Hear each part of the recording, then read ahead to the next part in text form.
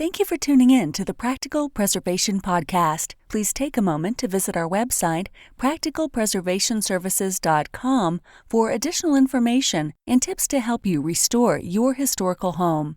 If you've not done so, please subscribe to us on iTunes, Stitcher, or SoundCloud, and also like us on Facebook.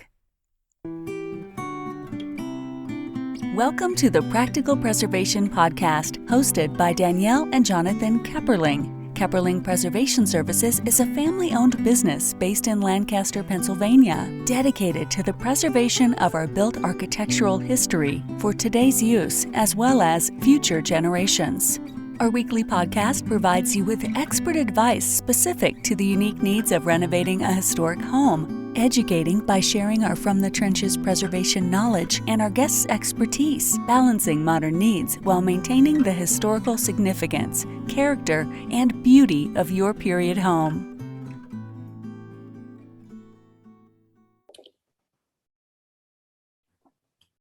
Today on the Practical Preservation Podcast, I have Marc Jamieson with me from Heather and Little. Thank you for joining me today. No problem. Thank you for asking me. So tell me about your background. Well, I'll start a little bit with Heather and Little.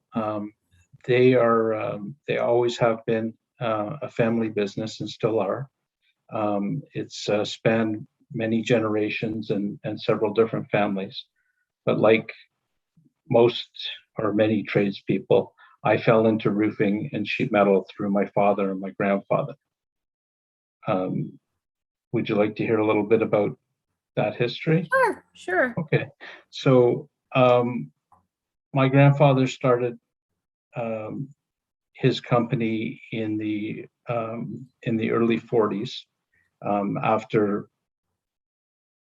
doing all kinds of different jobs and falling into roofing and sheet metal. He had quite an entrepreneurial spirit. So he grew the company as quickly as he could. My dad joined him eventually after quitting high school and joining the sheet metal apprenticeship program, and he worked his way through that and became a journeyman. And he shared the same entrepreneurial spirit as my grandfather, and he soon became a partner with him. And then in about 1969, they purchased a larger commercial industrial roofing contractor called Bothwell. And together they formed a company called Bothwell Accurate, which went on to become one of the biggest commercial industrial roofing contractors in Canada. Now, in the 1980s, our family purchased another roofing company, which was Heather and Little. Okay. And that's how we got involved in Heather and Little. Now, both companies shared a similar background. They were both family-oriented companies, both starting out in the mid-1920s, or that's when Bothwell and Heather and Little had started out. And they both had a similar focus on quality and craftsmanship, and they performed similar types of work. So it made sense that they would work together. Right. In fact, prior to the acquisition, they would occasionally have joint ventures. Mm-hmm. So in order to keep both names alive, it was decided that they would operate separately, and one company would take over the flat roofing and flashing business, and Heather and Little would focus on steep slope roofing and ornamental sheet metal work that we are known for today. Right. So eventually the family decided to sell the flat roofing business and focus strictly on Heather and Little. Okay. Yeah. Personally, like many third generation people, I started working as a kid after school and on weekends in the family business, and I worked in every aspect of the business throughout my career, and basically learned the trade from the ground up, inside and out. Now, my grandfather has since passed away, and my father is mostly retired, but he's still involved in the business. And my son just started his sheet metal apprenticeship this year, and he's representing the fourth generation of Jamiesons in the business. Yes, yes. Was he interested in working with his hands, or was that something that you kind of made a requirement that he needed to know how to do that? No, I didn't push him into that at all. In fact, I encouraged him to go to university, which is something I didn't do, and nor did my father or grandfather before us. And he started studying in the sciences, in biology. But of course, in the summer, he would come and work with us, and he just enjoyed the business. And so as soon as he finished university, he decided to start working with us, and it made sense for him to learn the trade first. No, I agree. I really do agree. My husband, we had started dating, and my dad had a construction company, and he asked him to come help him over the summer while we were while he on break from school. And Jonathan never went back to school. He loved it so much. And now, like, he was studying accounting. I can't imagine him being an accountant now. So yes, it's a common story. I definitely agree, because some of my earliest memories are going to job sites with my dad, and my job was to walk around and pick up or have a big magnet and get the nails from around the house. Me too. So I understand. I understand what it's like. So what drew you into preservation? For preservation, there's probably three parts to that answer. First of all, one of the things that I admire most about the work that we do is the craftsmanship and attention to detail that goes into the work. That's what I admire most about it. Right. Our tradespeople are fantastically talented and skilled, and they deserve to be proud of the work that they accomplish. But I believe that this is something that's missing in most trades today. Mm-hmm. People don't take pride in it. Today, everything's about efficiency and getting things done as quickly and cheaply as possible. So I like to think that by focusing on preservation, we're able to apply the craftsmanship and skills that are becoming more and more scarce. Mm-hmm. And maybe we can contribute to keeping those skills alive. Also, I think that old buildings are a reminder of our past culture and history. And once destroyed, those memories can never be fully recovered. So I believe that we owe it to ourselves and future generations to understand and honor our history. And the final part of that answer would be for the environment. Historic preservation conserves resources, reduces waste, saves money, and by reusing a historic structure versus tearing it down and building with new materials, I think that's one of the greenest forms of construction, in my opinion. I agree with you.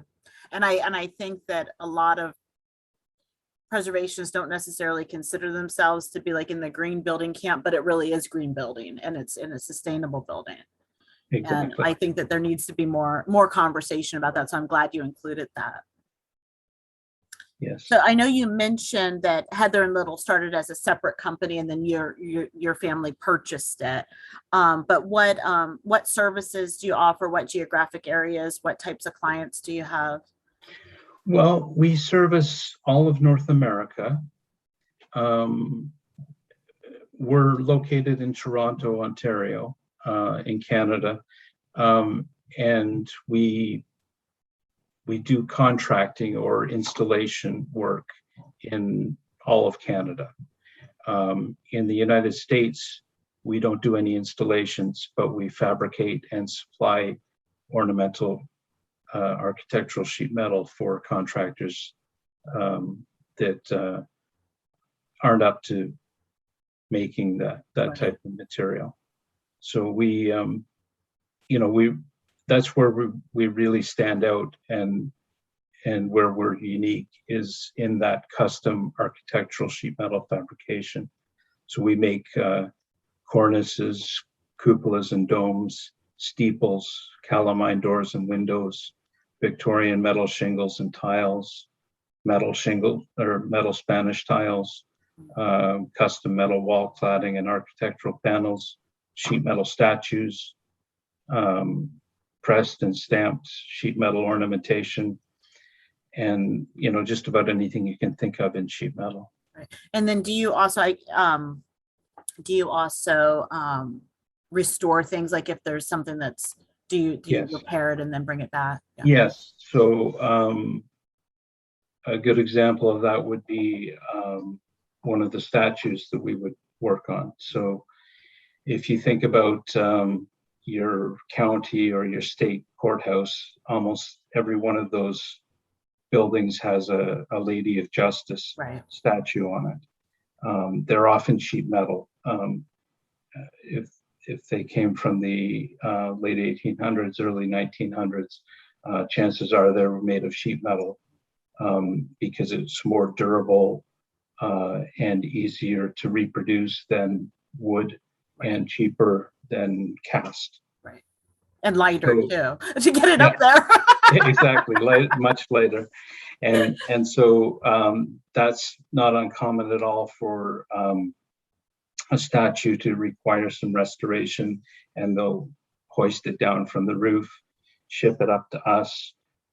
We break it down into individual components, clean them, fix them, restore them, refabricate the missing or damaged pieces, put it all back together, often with a new substructure, because usually it's either wood and it's rotted out, or it's steel and it's rusted out. So we'll replace that. We'll ship it back, and it can be hoisted up into place again. Very, very interesting. Is most of the components that you make, are they mostly exterior then, or some interior? I would say they're mostly exterior, but we'll do a custom tin ceiling or something along those lines. Recently there was some old roofing from our Parliament buildings that was repurposed and refabricated into some interior components for our Parliament buildings. So occasionally we get projects like that. Okay, very interesting. But it's mostly exterior. Yeah. So tell me about a few of your notable projects. Okay. So let me think for a second. I've told you about the Parliament buildings already, but we've also worked on our provincial legislation buildings in Ontario, New Brunswick, and Manitoba, as well as the National Library of Congress. We've worked on so many churches and cathedrals that I couldn't even begin to name them. Recently, we did two prominent buildings in Toronto where we fabricated stamped metal cornices that had one of the buildings, the cornice had been removed many years ago. It was missing.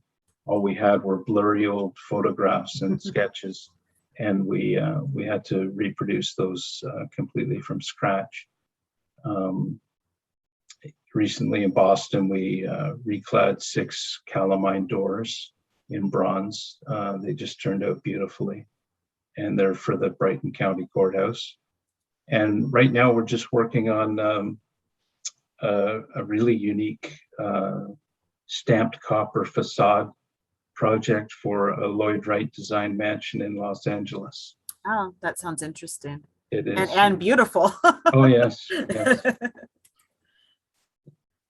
So we've worked on just about everything you can imagine, from the Statue of Liberty to the Thomas Jefferson Library of Congress, to churches and individual households.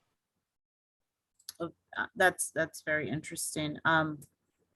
So what common mistakes do you see when people are restoring or replacing decorative metal architectural details?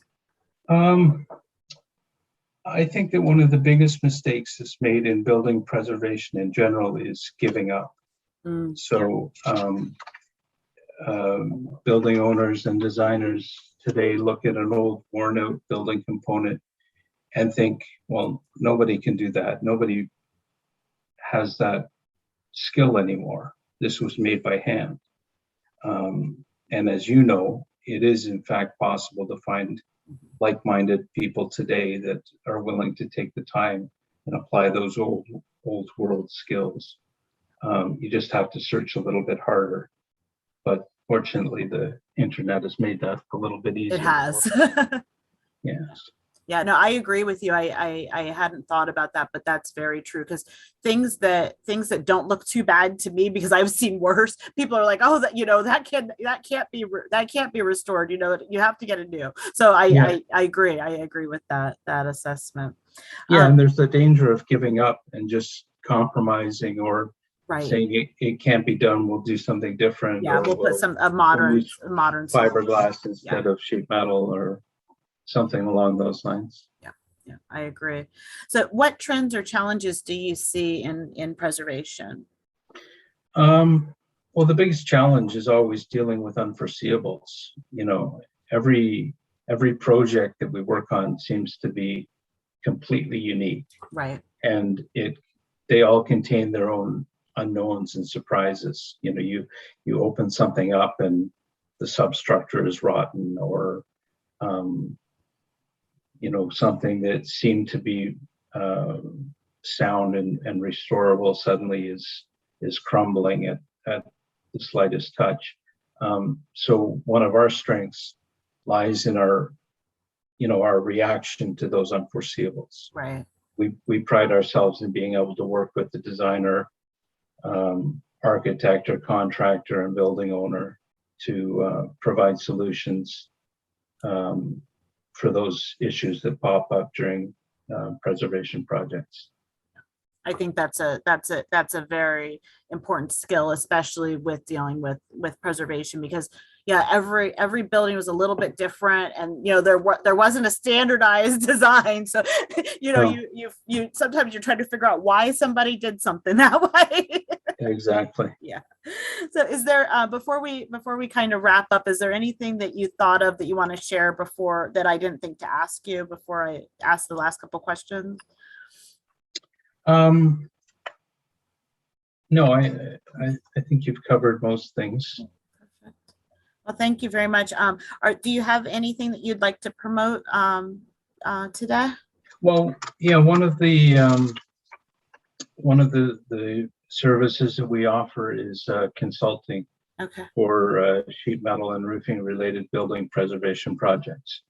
So we would like to offer your listeners with a 1-hour free consultation to discuss the subject of their choice. Oh, very good. Well, thank you.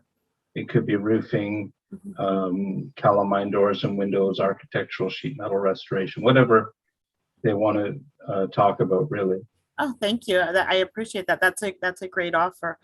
How can someone contact you? The usual ways these days are we still use the telephone. You can reach me or one of our talented team at 1-800-450-0659, or you can email me at mjamieson@heatherandlittle.com, or you can go to our website, www.heatherandlittle.com, and there's a big button in the corner that says get a quote, and you just click on that and it'll send a form into us. Okay, very good. Well, thank you. Thank you so much. I will make sure that all of your contact information is on our website, where the the podcast is hosted, so that if somebody's listening and needs to go back to find it, that they can find it there. Well, thank you. Okay, thank you. Yes. Thanks for listening to the Practical Preservation Podcast. The resources discussed during this episode are on our website at practicalpreservationservices.com/podcast. If you received value from this episode and know someone else that will get value from it as well, please share it with them. Join us next week for another episode of the Practical Preservation Podcast. For more information on restoring your historic home, visit practicalpreservationservices.com.